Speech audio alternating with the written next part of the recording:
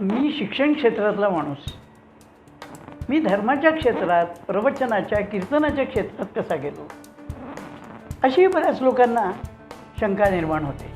काय असेल याच्यामागे पार्श्वभूमी, असं कुतूहल लोकांना वाटतं. पण खरी गंमत अशी आहे की मी लहानपणापासूनच अध्यात्माच्या मार्गातला आहे. माझ्या वयाच्या 7व्या-8व्या वर्षापासून कथा कीर्तनं ऐकण्याची मला खूप आवड होती. माझ्या आजीबरोबर मी बडोद्याला लक्ष्मण महाराजांच्या मठामध्ये कथा कीर्तनं प्रवचनं ऐकायला जात असे. आणि ती आवड मला इतकी होती की माझ्या वयाचं कुणीच त्यावेळेला त्या मंदिरात नसायचं. लोकांना कौतुक वाटायचं की एवढासा मुलगा हा इतकं लक्षपूर्वक ऐकतो कसा. काय ईश्वराची योजना असेल की माझ्या पूर्वजन्मीची पुण्यही असेल मला माहीत नाही, पण ती मला आवड होती. आणि त्या आवडीतून अशी स्थिती निर्माण झाली की माझी मुंज झाल्यानंतर नियमित संध्या करणं, रोज काही जपजाप्य करणं. वडिलांनी भगवद्गीता पाठ करून घेतली.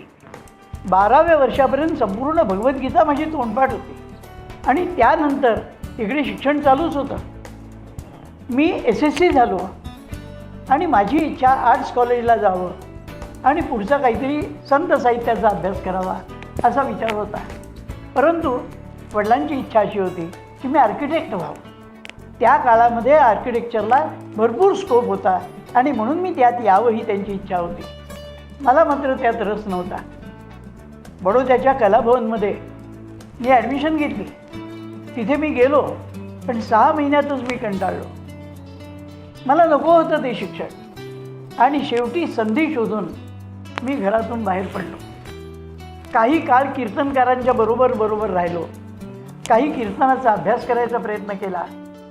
थोडीशी कीर्तनांची नक्कल म्हणून कीर्तनही करायला लागलो.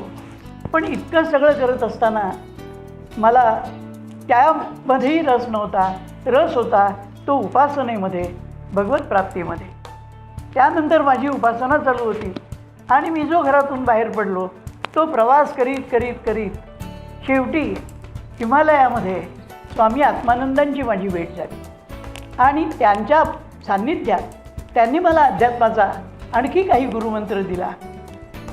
मला पुष्कळ नवीन गोष्टी सांगितल्या, पुष्कळ काही समजावून दिलं. पण माझी इच्छा ही होती की आपल्याला भगवंताचं दर्शन व्हावं. ते म्हणायचे की अरे तुझे मालूम नाही, तू तो भगवान के पास ही आहे. आणि खरंच तेच परमेश्वर होते की काय कोणास ठाऊक. पण मला मात्र ते कळलं नाही, कारण त्यांच्याशी मी बोलतच होतो, त्यांच्याबरोबर राहत होतो.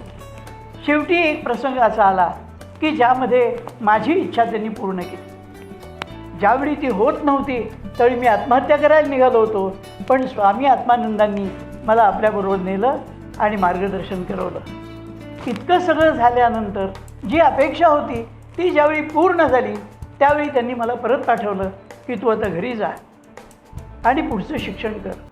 तुझे आईवडील तुझी वाट पाहत आहेत. त्यानंतर तिथून मी परत आलो. घरी आलो. वडिलांना सांगितलं की मला आर्ट्स कॉलेजला जायचं आहे. त्यावेळी माझ्या वडिलांना पॅरालिसिस झालेला होता. ते मला म्हणाले की तुझं शिक्षण करायला आता माझ्याजवळ पैसे नाही, तुझ्या शिक्षणाचा खर्च तुला करावा लागेल. मी ती तयारी दाखवली आणि आर्ट्स कॉलेजला सुरुवात केली. मग माझं शिक्षण सरळ होत गेलं. मी BA झालो, B.Ed झालो, MA झालो. साईड बाय साईड अनेक गोष्टी झाल्या. B.Ed झाल्याबरोबर मला नोकरी मिळाली. मी शिक्षक झालो. माझी आध्यात्मिक साधना चालू होती. माझी प्रवचनं कीर्तनही चालू होती. या दोन्ही गोष्टी चालू होत्या. आणि हे चालू असताना एक वेळ अशी आली की ज्या वेळेला माझ्या सद्गुरूंनी, ही गोष्ट आहे 1975ची, की नाना महाराज तराणेकरांची माझी भेट झाली. आणि त्यांनी मला सांगितलं की कशाला नोकरी करताय, प्रवचनं करा, अभ्यास चांगला आहे, वक्तृत्व चांगलं आहे, धर्माबद्दल निष्ठा चांगली आहे, पूर्ण वेळ प्रवचनं करा. मी त्यांना म्हटलं मुलं बाळ आहेत, संसार आहे, कसं व्हायचं, चालेल कसं. मला म्हणाले काळजी करू नका, आम्ही आहोत ना. आणि आम्ही आहोत ना असं ठामपणे म्हणणारं माणूस आपल्या पाठीशी आहे याचा मला खरोखरच आनंद झाला. आणि त्यांच्या सांगण्याप्रमाणे मी नोकरी सोडली आणि मग मी पूर्ण वेळ प्रवचनं करायला लागलो. म्हणजे त्यापूर्वी मी कीर्तनं करत होतो, प्रवचनं करत होतो, नोकरीही करत होतो. त्यानंतर नोकरी सोडली आणि पूर्ण वेळ हे काम सुरू केलं. त्यामुळे शिक्षण क्षेत्रातला माणूस आध्यात्मिक क्षेत्रात आलाच नाही. आध्यात्मिक क्षेत्रातलाच माणूस होता तो काही काळ शिक्षण क्षेत्रात होता आणि हेही शिक्षणाचंच क्षेत्र आहे. किंबहुना या बिनभिंतीच्या शाळा आहेत आणि यामध्ये अधिक व्यापक रीतीने आपण धर्मशिक्षण देऊ शकतो. आणखी सर्वात महत्त्वाची गोष्ट, मी हिंदू आहे. त्या हिंदुत्वाचा मला अभिमान आहे आणि माझा धर्म हा ईश्वरी धर्म आहे. जो परमेश्वरांनी निर्माण केला आहे म्हणून त्याला धर्म म्हणतात. हा पंथ नाही, याचा कोणी संस्थापक नाही. ईश्वरच याचा निर्माता आहे. ज्यानं विश्व निर्माण केलं त्यानं धर्म उत्पन्न केलेला आहे. आणि ह्या सगळ्या गोष्टी पटल्यावर मी पूर्णपणे त्यात उतरलो, स्वतःला झोकून दिलं देवाच्या दयेने.